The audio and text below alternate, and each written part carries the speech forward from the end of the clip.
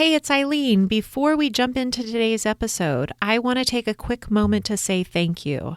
The Brain First Parenting podcast just reached 50,000 downloads and now has over 100 five-star reviews. I honestly can hardly wrap my brain around those numbers. When I started this podcast, my hope was simple.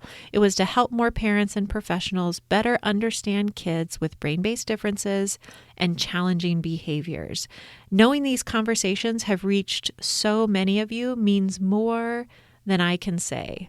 This milestone happened because of you. Every time you listen, every time you share an episode with another parent or professional or leave a review, you're helping this information reach families who may be feeling overwhelmed and feeling very, very alone in their experience. If this podcast has been helpful to you, I'd love to ask one small favor. If you haven't already, tap the follow button or the little plus sign, depending on the podcast app you're using, so you never miss an episode. And if you have a minute, I'd be so grateful if you'd leave a review. These two simple things make a huge difference in helping other parents and professionals discover the podcast. Thank you for being here. Thank you for listening. And thank you for being such an important part of this community. It truly means the world to me. Now let's get into today's episode.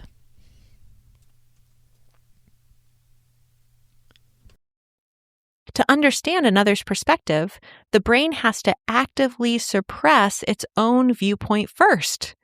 I want you to think about that for a moment. The brain doesn't automatically begin with, what is mom experiencing right now? Or how is my brother or sister impacted by what I'm doing or insisting happens here? The brain begins with, what am I experiencing right now? Then it has to shift. And that shift requires cognitive work. It requires the brain to work again consistently, efficiently, and as the world expects it to.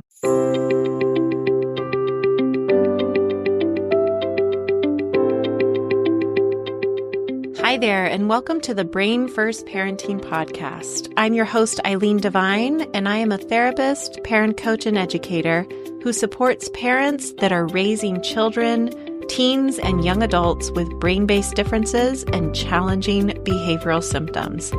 If you are a parent or caregiver of a child who has intense, confusing, relentless, or sometimes even scary behaviors, you are in the right place, and I am so glad you're here. Let's get started.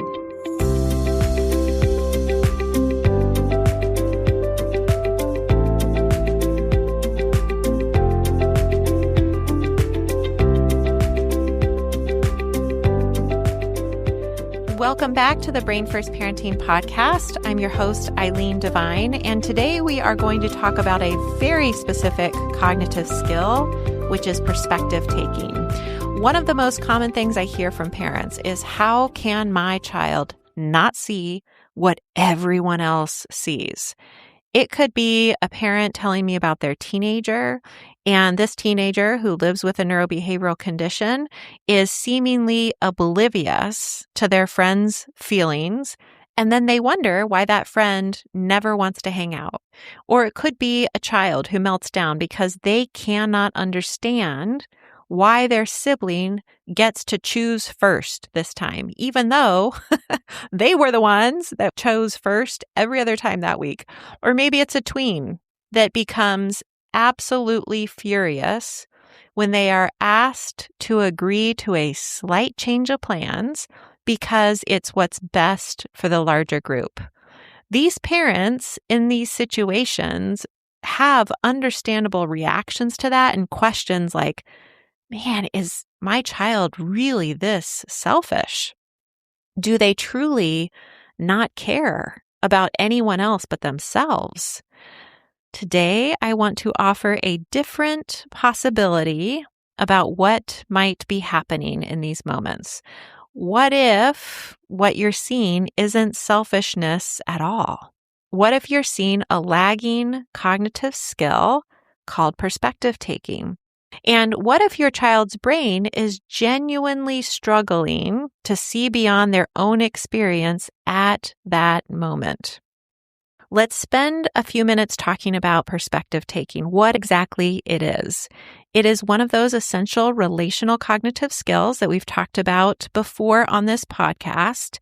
If you haven't listened to episode 40 on relational cognitive skills, I'll link to that in the show notes so that you can go listen to it after you're done with this episode.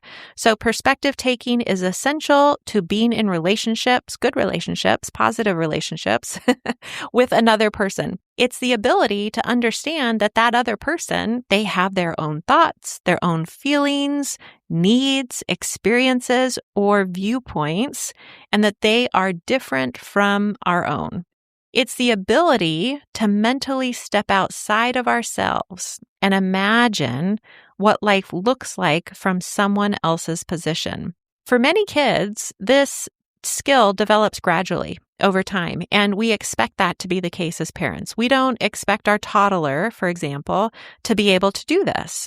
And when our toddler isn't doing this, it doesn't make us panic because we know as parents that developmentally, this is pretty appropriate for a toddler. We don't expect 2 and 3 and 4-year-olds to be able to take the perspective of someone else. But we also are confident that as they mature, this skill will develop. For our kids with neurobehavioral differences, this skill may develop more slowly. It may be less consistent. It often requires much, much, much more support from the parent or other adults to be able to help it grow, to be able to help it take hold. Seen through a behavioral lens, it looks like these kids are selfish and they just don't care about anyone else but themselves. Through a neuroscience-informed, brain-first lens, we can see more clearly what's actually happening. It's a brain that works differently, and this is one of the ways that it works differently. Perspective taking is a brain function. We have a lot of research that supports that perspective taking depends on a network of brain regions working together. I'm going to talk really briefly about this. We don't need to get into the weeds of brain function. I don't think that's actually super important. But what I do think is important is to understand, yes, the brain is connected to this so that we can stand confidently in that truth as parents. It just helps us solidify that the brain has something to do with this behavior that we're seeing. One of the brain's jobs is to help us move from what's happening for me to what's happening for you. And for some children, like I said, that shift happens automatically. It develops slowly over time as we expect it to. But for others, again, kids with neurobehavioral differences, that shift requires much more effort. And it isn't always available on the timeline that we expect it to be or in that moment where that child needs us. The brain helps us think about what other people might be feeling, thinking, worrying about, experiencing. Related to this is something the researchers call mirror neuron systems. And this network helps us understand the actions and intentions of other people by internally simulating what they're doing. So together, all of these systems in our brain, they help us answer questions like, what is she thinking? Why did he do that? What might they be feeling right now? Without these networks working efficiently, perspective taking becomes much, much harder. And for many of our kids, these systems are developing differently because their brain has developed differently for one reason or another. Now, the other piece of neuroscience research that is really helpful in understanding this particular lagging cognitive skill is that the brain's default setting is egocentric. There's findings from developmental research, and it tells us that the brain naturally starts from an egocentric position. So this isn't egocentric in the sense of being self-centered. It is egocentric in the sense that we all initially experience the world from our own point of view. To understand another's perspective, the brain has to actively suppress its own viewpoint first. I want you to think about that for a moment. The brain doesn't automatically begin with, what is mom experiencing right now? Or how is my brother or sister impacted by what I'm doing or insisting happens here? The brain begins with, what am I experiencing right now? Then it has to shift. And that shift requires cognitive work. It requires the brain to work again consistently, efficiently, and as the world expects it to. For some children and tweens and teens, that skill isn't developed enough for them to do this automatically or independently because of the way their brain works differently. Most especially when they are stressed or tired or anxious or overwhelmed or hungry or dysregulated, that shift may simply not happen. A parent I was meeting with recently described to me a situation with her teenage daughter. So this parent was caring for a 5-month-old grandchild of hers, and that grandchild was crying. And so my client was trying to soothe the baby. Meanwhile, her teenage daughter repeatedly demanded lunch. My client explained to her teenager that she needed to help the baby first, and then she'd be able to help her daughter with lunch. Her daughter became increasingly frustrated, basically throwing what my client described as a toddler fit in a teenage body. And from the outside, it might look like her teenager is saying, I don't care that the baby is crying. It looks so selfish. It looks so self-centered. But that may not be what's happening at all. What may be happening is that her teen's brain is fully locked onto one reality, which is her reality. I'm hungry. The brain is struggling to simultaneously hold I'm hungry and the baby is distressed and the baby is, well, a baby and I'm a teenager. So of course, mom's helping the baby first. Or mom is trying her best to help. Or mom only has one body and can only do so much at one time. My needs can wait a few minutes. Perspective taking requires all of those pieces to be held together at once. Not to mention using other cognitive skills in this moment, like emotional regulation skills and cognitive flexibility. That's a heavy cognitive load, which leads me to the other important piece of this puzzle, that perspective taking doesn't operate independently. It depends on other brain skills, cognitive skills to work well. One of these, as I mentioned, is cognitive flexibility. We talked about that skill set in episode 3 of this podcast. I'll note that in the show notes so that you can go back and listen to it. A piece of being cognitively flexible is the ability to shift gears, to move from my perspective to somebody else's perspective. Working memory is also involved. We covered that in episode 32 of this podcast. It's where the brain has to hold another person's situation in mind while simultaneously keeping track of its own. If working memory is weak, the child's own needs will dominate. They dominate simply because that's what's easiest for the brain to keep track of. This is why many kids can seem very understanding one day and completely oblivious the next. The skill isn't always consistently on and off days. We've talked about that on this podcast too. Another key ingredient here is impulse control. The brain has to inhibit or suppress its immediate first-person perspective. That's hard.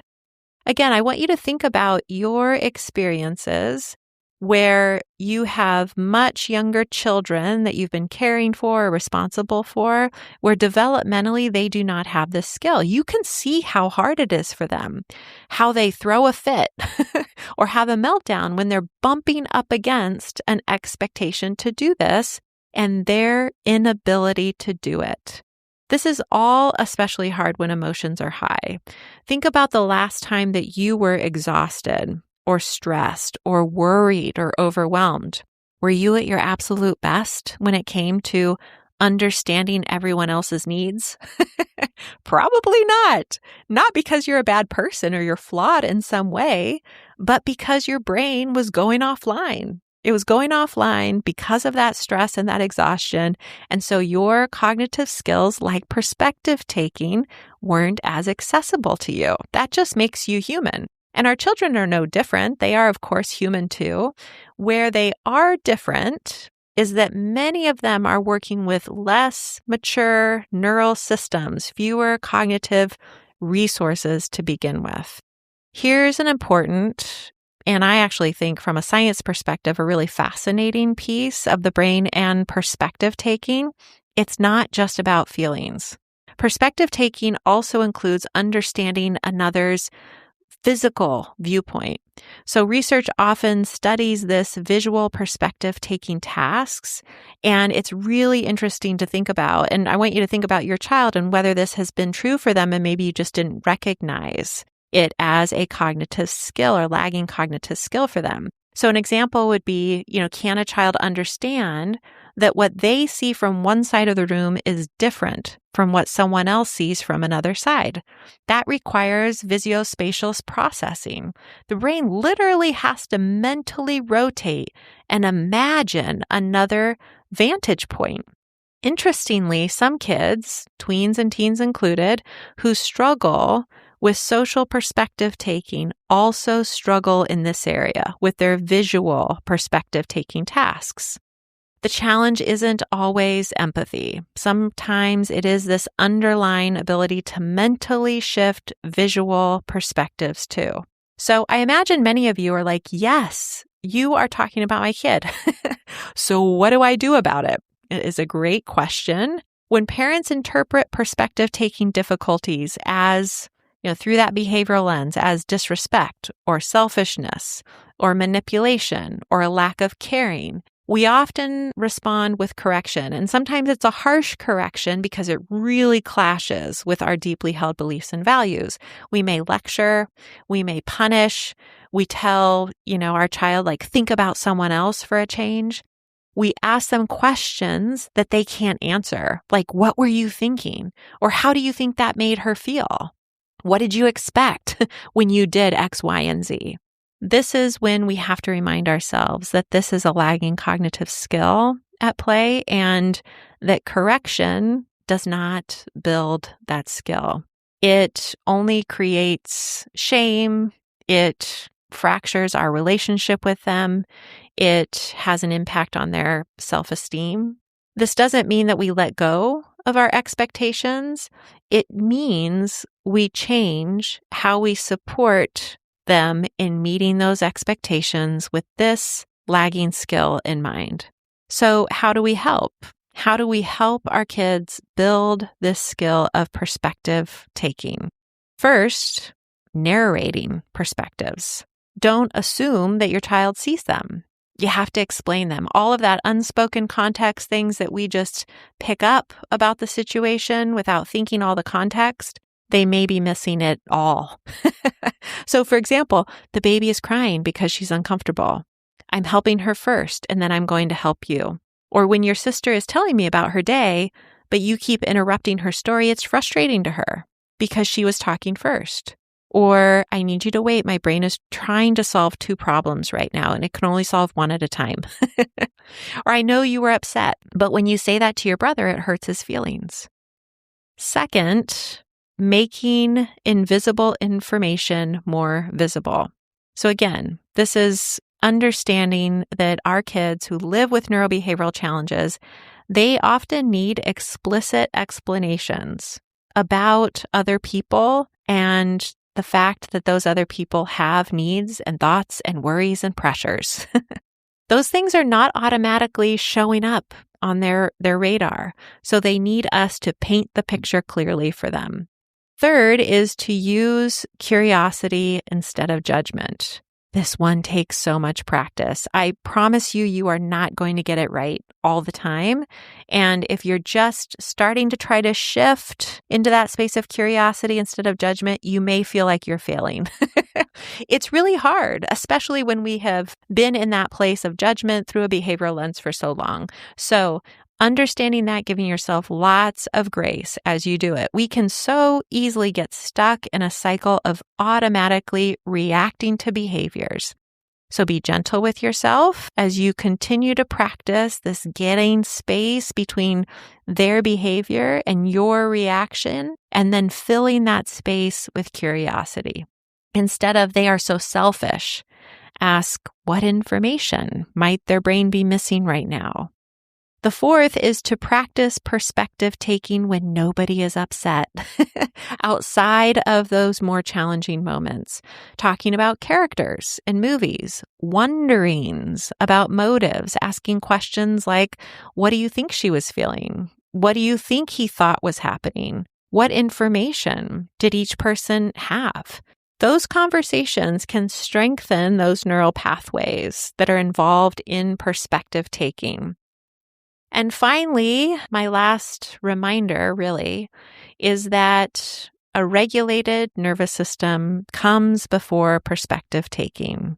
So when your child or your teen or your tween is dysregulated, their brain becomes even more self-focused. And again, not because they're choosing selfishness, but because survival, that dysregulation, always narrows attention. The more regulated the nervous system becomes, the more available perspective taking can be. Okay, so some closing thoughts on all of this as we wrap up. What this all comes down to is making this very essential, very powerful and transformative shift from a behavioral lens to a brain first lens. Again, we're moving from my child will not consider anyone else and is always doing exactly what they want, to my child may not yet be able to consistently access the perspectives of others. Those are two very different interpretations. One assumes a character flaw.